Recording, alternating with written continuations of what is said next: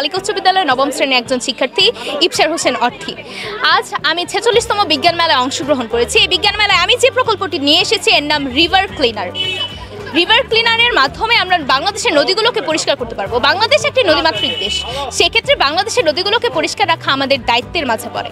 আর সেই দায়িত্ববোধ থেকেই আমাদের আজকের প্রকল্প। এই প্রকল্পের মাধ্যমে নদীর যে কোনো ধরনের পচনশীল কিংবা অপচনশীল পদার্থ আমরা সংগ্রহ করে পরবর্তীতে রিসাইকেল কিংবা তা জ্বালানি হিসেবে ব্যবহার করে বাংলাদেশের উন্নয়ন করতে পারি।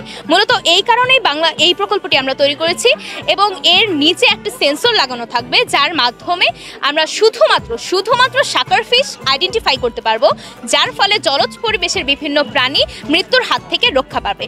আর এটি বাস্তবায়ন পুরোপুরি সরকারের উপর নির্ভর করবে। আশা করি সরকার এই প্রকল্পটিকে গ্রহণ করে বাস্তবায়নের চেষ্টা করবে।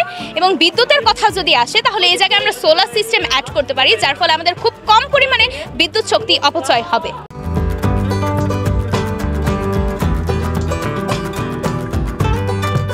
এআই ভিত্তিক একটা স্মার্ট কার্ড অ্যাপ তৈরি করেছি, যেখানে আপনি চাইলে এখানে যে এআইটা রয়েছে তাকে পার্সোনাল অ্যাসিস্ট্যান্ট হিসেবে হেলথ রিলেটেড যে কোনো ধরনের প্রশ্নের উত্তর দিতে সক্ষম। আপনি হেলথ রিলেটেড যে কোনো ধরনের প্রশ্ন আর উত্তর দিতে সক্ষম আমাদের এই এআই, এবং এই এআই এর মাধ্যমে আপনি মেডিকেল রিমাইন্ডারও সেট করতে পারবেন।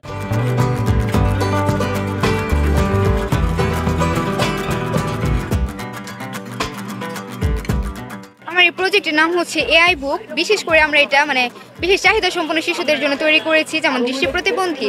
আমরা যারা ভালো আছি তারা তো আমরা ফোনে বা যে কোনো জায়গায় টাইপ করে যে কোনো তথ্য আনতে পারি, কিন্তু যারা দৃষ্টি প্রতিবন্ধী চোখে দেখতে পায় না, তারা আমাদের এই এআই বুকটা ব্যবহারের মাধ্যমে যে কোনো কিছু কমান্ডের মাধ্যমে জানতে পারবে। আজকের এই বিজ্ঞান মেলায় আমাদের প্রজেক্টগুলো হলো রিমোট কন্ট্রোল ফায়ার সার্ভিস কার এবং ডে নাইট সেন্সর লাইট এবং একটি ভাসমান বাড়ি ও একটি আদর্শ গ্রাম, যেখানে রয়েছে ভূমিকম্পের অ্যালার্ম, একটি ভাসমান বাড়ি ভূমিকম্প থেকে রক্ষা পাওয়ার জন্য এবং বন্যার হাত থেকে রক্ষা পাওয়ার জন্য।